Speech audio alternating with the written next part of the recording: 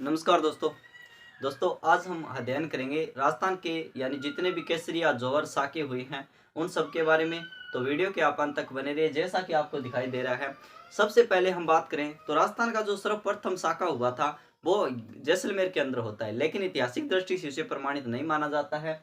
तो सबसे पहले हम देखते हैं कि राजस्थान का इतिहास की दृष्टि से जो प्रथम साका माना जाता है वो हमारा है रणथंभौर का साका। 1301 के अंदर होता है। और जितने भी सबसे पहले जो आक्रमणकारी आया था, जहां पर साका हुआ था, वहां पर अलाउद्दीन खिलजी था। तो रणथंभौर में 1301 को होता है। अलाउद्दीन खिलजी यहाँ का शासक था और हमीरदेव चौहान उस समय यहाँ का राजा था और आक्रमणकारी था वो था अलाउद्दीन खिलजी। और यहाँ पर जो केसरिया किया था वो रंगा देवी ने किया था। और केसरिया तो किया था सॉरी हमीरदेव चौहान ने, और जौहर किया था रंगा देवी ने। रंगा देवी की पुत्री थी पद्मला, वो भी यानी जौहर करती है। राजस्थान का प्रथम जल जौहर था, जल जौहर। वैसे एक प्रकार से देखा जाए तो इसे जल जौहर तो होता ही नहीं है, वैसे तो अग्नि में है, अग्नि को प्राप्त करना ही जल यानी हम इसे जौहर बोलते हैं। अग्नि में अपनी आहुति दे देना। ये लास्ट में देखेंगे कि जौहर क्या होता है, केसरिया क्या होता है और साका क्या होता है। हमीरदेव चौहान व अन्य ने यहाँ पर क्या किया था, केसरिया किया था। और जौहर को प्राप्त हुई थी रंगा देवी और उसकी पुत्री पद्मला।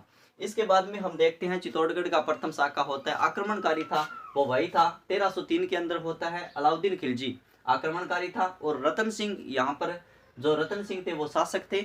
और केसरिया करते हैं गोरा बादल, और जो जौहर करती है वो पद्मनी करती है। रानी पद्मनी जो श्रीलंका की राजकुमारी थी, गंधर्व सेन की इसके पिता थे। तो श्रीलंका की राजकुमारी, इसके गोरा और बादल है ये चाचा और भतीजे हैं। तो अब हम देखते हैं उसके बाद में चित्तौड़गढ़ का दूसरा साका। चित्तौड़गढ़ का जो दूसरा साका होता है वो होता है 1535 के अंदर। और जो आक्रमणकारी था वो था गुजरात का बहादुर शाह है। बहादुर शाह आक्रमण करता है विक्रमादित्य पर। और जो बाघ सिंह और अन्य व्यक्ति केसरिया करते हैं। और कर्मावती यहाँ की शासिका थी, यानी कर्मावती के द्वारा जौहर किया जाता है। और विक्रमादित्य बाघ सिंह ये केसरिया को प्राप्त करते हैं। कर्मावती के द्वारा जौहर किया जाता है। कर्मावती हुमायूं को राखी बहती है, लेकिन समय पर सहायता नहीं मिल पाती है, इसके कारण यहाँ पर ये होता है साका। अब हम देखते हैं चित्तौड़गढ़ का तीसरा साका। 1567-68 आता है। चित्तौड़गढ़ का तीसरा साका 1567-68 में होता है। और आक्रमणकारी था अकबर। और उदय सिंह के समय यहाँ पर क्या हुआ था, जौहर हुआ, केसरिया हुआ था। और जयमल राठौड़ और फतेह सिंह सिसोदिया ये लड़ते हुए वीरगति को प्राप्त हो जाते हैं। केसरिया धारण करते हैं। और ये फूल कवर थी, फूल कवर के द्वारा यहाँ पर होता है जौहर। इसके बाद में सिवाना का फर्स्ट होता है 1308 के अंदर।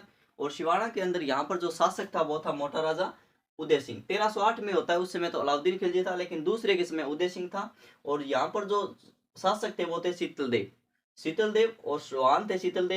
शीतलदेव और सोमदेव ये जो केसरिया करते हैं। और यहाँ पर देखते हैं तो मेणादे है वो जौहर को प्राप्त होती है। मेणादे के साथ अन्य भी बहुत सी रानियां होती थी जो जौहर करती थी, यानी अग्निकुंड में कूदती थी।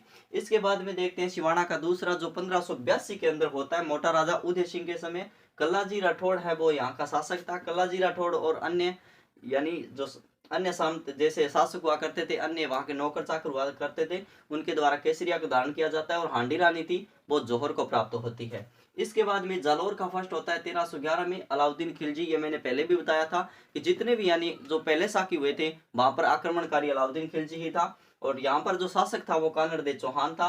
कानड़ देव और विरम देव को ये केसरिया को प्राप्त होते हैं। जैतल देवी के द्वारा यहाँ जौहर किया जाता है। और ये जानकारी हमें मिलती है वो पद्म नाम का यानी ग्रंथ है, उससे जानकारी मिलती है। कानड़ देव चौहान पद्म नाम ने यानी रचना करी थी।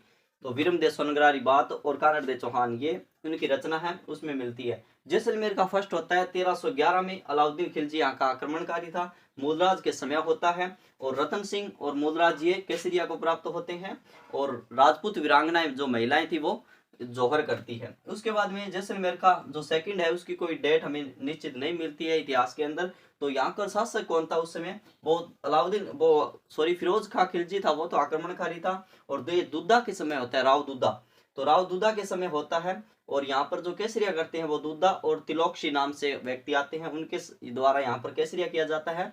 और वही राजपूत वीरांगनाएं जौहर को प्राप्त होती है। इसके बाद में हम देखते हैं जैसलमेर का अर्ध साका। ये अर्ध साका क्यों बोलते हैं ये आगे बात करेंगे। ये 1550 में होता है। राजस्थान का अर्ध साका, अर्ध साके के लिए प्रसिद्ध है जैसलमेर दुर्ग। यहाँ पर 99 बुर्ज बने हुए हैं, यानी यहाँ की लगभग अधूरी सी बातें हैं। तो ये अमीर अली थे, ये आक्रमणकारी कौन था, अमीर अली। और लूणकरण के समय यहाँ पर जो आक्रमण होता है अमीर अली का, और लूणकर्ण और अन्य व्यक्तियों के द्वारा केसरिया किया जाता है, लेकिन यहाँ पर जोर नहीं होता है। ये नहीं क्यों होता है? क्यों क्यों? क्योंकि यहाँ पर जब ये अमीर अली आक्रमण करता है तो ये लूणकर्ण है, ये लड़ते हुए वीरगति को प्राप्त हो जाते हैं, लेकिन यहाँ इनके जो अन्य जो हम एक प्रकार से कहें कि सैनिक थे, वो इस युद्ध को जीत लेते हैं। इस कारण जो यहाँ की माता बहनें थी वो जौहर करने से वंचित हो जाती है, यानी सुरक्षित रह जाती हैं। तब यहाँ पर जोर नहीं होता है, सिर्फ और सिर्फ केसरिया होता है, इसलिए इसे राजस्थान का अर्धशाखा कहा जाता है।